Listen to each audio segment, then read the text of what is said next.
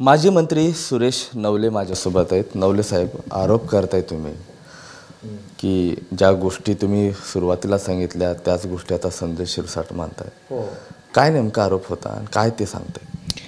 नाही, मी शिवसेनेमधून जे बाहेर पडलो ती हीच भूमिका होती की भारतीय जनता पार्टीच्या दबावाला माननीय मुख्यमंत्री बळी पडलेले आहेत आणि त्याचा परिपाक म्हणून जे विद्यमान खासदार होते त्यांना उमेदवारी देण्यामध्ये माननीय मुख्यमंत्री अपयशी ठरलेले आहेत।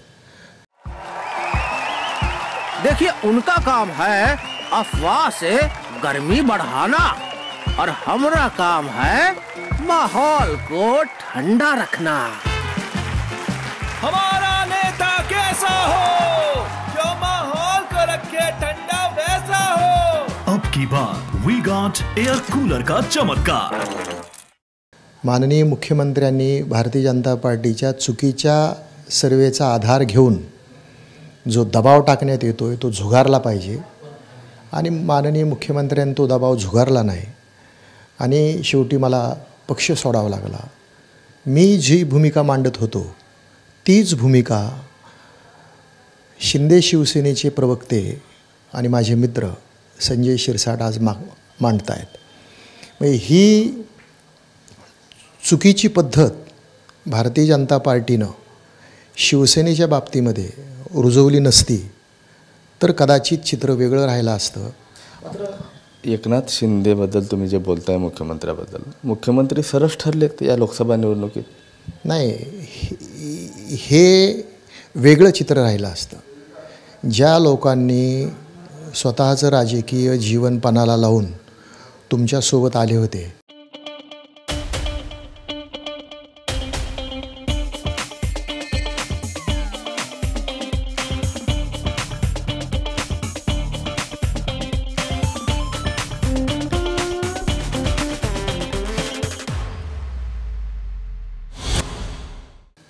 त्यांच्या राजकीय जीवनाचं काय आहे? त्यामध्ये हेमंत पाटील आहेत, त्यामध्ये भावना गवळी आहेत, त्यामध्ये कृपाल तुमाने आहेत। भावना गवळीला उमेदवारी मिळाली असती तर त्या लोकलच्या खासदार म्हणून त्या कदाचित यशस्वी ठरल्या असत्या, परंतु हेमंत पाटलांना आग्रह करून त्यांच्या सौभाग्यवतींना यवतमाळमध्ये उभा केलं। हा चुकीचा निर्णय होता। म्हणजे मी जे सांगत होतो त्यावरती शिक्कामोर्तब झालेलं आहे आणि आज संजय शिरसाट काय सांगतायत? मी जे सांगतोय तेच सांगतायत। त्यामुळं मी जी भूमिका घेतली होती तीच भूमिका घेऊन शिंदे शिवसेनेला लोकांच्या समोर आज जावं लागतं आहे, हे माझं यश आहे। देवेंद्र फडणवीस यांच्यावर आरोप करतायत, सध्या ते राजीनामा देत आहेत, तुम्ही म्हणताय त्याला राजीनामा हे नाट्य आहे।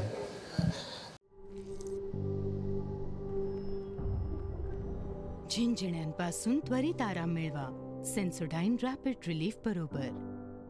देवेंद्र फडणवीसांनी जो आग्रह धरलेला आहे की मी प्रशासनामधून बाहेर पडतो, शासनातून बाहेर पडतो आणि संघटनात्मक भारतीय जनता पार्टीचं काम करतो, हा जो देवेंद्रजी आग्रह धरतायत ही भारतीय जनता पार्टीची स्क्रिप्ट आहे आणि या स्क्रिप्टप्रमाणे हे सगळं चाललेलं आहे।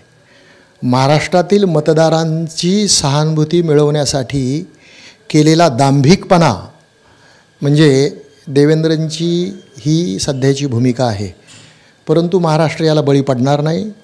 महाराष्ट्रानं भारतीय जनता पार्टीला ओळखलेलं आहे आणि भारतीय जनता पार्टीनं मला असं वाटतं की देवेंद्रजीवरती दबाव आणून त्यांना ही भूमिका घ्यायला भाग पाडलेलं आहे। हा दांभिकपणा महाराष्ट्रातील जनता झुगारेल। पंकजा मुंडेंचा पराभव झाला, त्यांचं सांत्वन करण्याची खरी गरज आहे, मात्र तुम्ही आरोप करताय ते जातीवाद केला, त्यांनी जातीवाद पेरला। बीड जिल्ह्यामध्ये अनेक जाती जमाती, अनेक धर्म अतिशय सुखानं आणि आनंदानं राहतात। बीड जिल्ह्यातील जनतेनं विविध जाती धर्माचे प्रतिनिधी लोकसभेमध्ये पाठवलेले आहेत। पाथर्डीचे बबनराव ढाकणे इथे आले, उभा राहिले, लोकसभेत गेले। नाना पाटील साताऱ्याहून इथं आले, उभा राहिले, तिथे गेले। कॉम्रेड बुरांडे हे बीड जिल्ह्याचे खासदार म्हणून गंगाधर आप्पा लोकसभेमध्ये गेले। माननीय स्वर्गीय मुंडेसाहेब 2 वेळेस बीड जिल्ह्यानं लोकसभेमध्ये पाठवलं। त्यांच्या कन्या प्रीतमताई यांना 2 वेळेस बीड जिल्ह्यानं पाठवलं. पण या लोकसभेच्या निवडणुकीमध्ये जी जाती अंताची निवडणूक लढवणं आवश्यक होतं, ती लढवणं आवश्यक असताना ती वाढवणं कसं गरजेचं आहे या दृष्टीनं बहीण भावांनी प्रयत्न केलेले आहेत. त्यामुळे बीड जिल्ह्यामध्ये जो जातीवाद वाढलेला त्याचं कारण फक्त बहीण भाऊ आहेत, दुसरं काही नाही. सर्वसामान्य माणूस, त्या बजरंग सोनवणेंना सर्वसामान्य माणसांनी मतदान केलं, ओबीसीने केलं, मुस्लिमांनी केलं, दलितांनी केलं, ख्रिश्चनांनी केलं, मराठ्यानं केलं, इव्हन वंजारा समाजातल्या काही सुज्ञ लोकांनी पण केलेलं आहे. त्यामुळे ही जी लढाई होती ही अहंकाराविरुद्ध विनम्रतेची लढाई होती आणि ह्या लढाईमध्ये विनम्रता जिंकलेली आहे. विधानसभेला तुम्हाला उभं राहायचं आहे म्हणून हे सगळं तुम्ही चर्चा घडवून आणताय, तुम्ही आरोप करताय, अशी राजकीय वर्तुळात चर्चा आहे. हे बघा, मी राजकीय कार्यकर्ता आहे, मी काही संन्याशी नाही आहे. मी बीड विधानसभा मतदारसंघामधून 2 वेळेस महाराष्ट्राच्या विधानसभेत गेलो.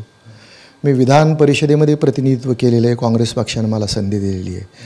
आणि निवडणुकीच्या राजकारणामधून मी काही संन्यास घेतलेला नाही आहे. त्यामुळे येणारी निवडणूक मी लढवणार आहे, काळ्या दगडावरची रेग आहे. सुरेश दास असं म्हणाले, कोण कुठल्या पक्षावर लढेल याची गॅरंटी नाही. पक्ष निवडलाय तुम्ही? हे अगदी खरं आहे. सुरेशदासांच्या मताशी मी सहमत आहे. आता त्यांचा निर्णय काय होतो आहे ते पाहणं अतिशय म्हणजे उत्कंठावर्धक ठरणार आहे. त्यामुळे मी निवडणूक लढवणार आहे. निवडणूक लढवणार आहे ही बाब खरी आहे. आता पक्ष कुठला राहील, काय राहील, हे यथावकाश बघूया. अजित पवार गटाचे जे आमदार आहेत सध्या शरद पवार गटाकडे जात आहेत अशी माहिती येते. त्याच्यामध्ये माजलगावचे प्रकाश सोळंके असतील, आष्टीचे बाळासाहेब आजबे असतील. घरवापसी होऊ शकते. ही सगळी जी मंडळी आहे जी पवारसाहेबांना सोडून अजित पवारसाहेबांच्या सोबत गेलेली आहे, ही फक्त सत्तेची कूस, सत्तेची आस, सत्तेची ऊब आपल्याला मिळेल म्हणून गेलेली आहे. आता हे त्यांच्या लक्षात येतं आहे की गेल्या 3-4 महिन्यामध्ये, ऑक्टोबरमध्ये निवडणूक आहे, नवीन सरकार होणार आहे, परिवर्तन महाराष्ट्रात घडणार आहे. आणि हे त्यांच्या लक्षात आल्यानं हे सगळे होकायंत्र आहेत. ह्या होकायंत्राला दिशा दिग्दर्शन करण्याची क्षमता त्यांच्या अंगी आहे. त्यांना माहिती आहे सत्ता जाणार आहे, आता इथे राहून उपयोग नाही आहे, त्यामुळे ते येऊ शकतात. नक्की. हे होते प्राध्यापक सुरेश नवले. सत्तेची ऊब मिळावी यासाठी हे आमदार कुठेही जातील. अजित पवार गटाचे जे 2 आमदार आहेत शरद पवारांच्या गटाला लागतील अशी सूत्रांची माहिती असताना त्याच्यावर मात्र सुरेश नवले यांनी शिक्कामोर्तब केलेलं आहे.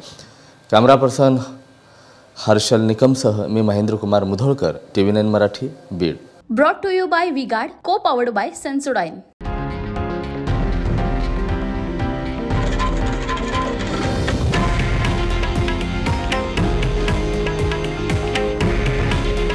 हे आहे देशातील नंबर 1 न्यूज नेटवर्क आणि आपण पाहत आहात TV9 मराठी.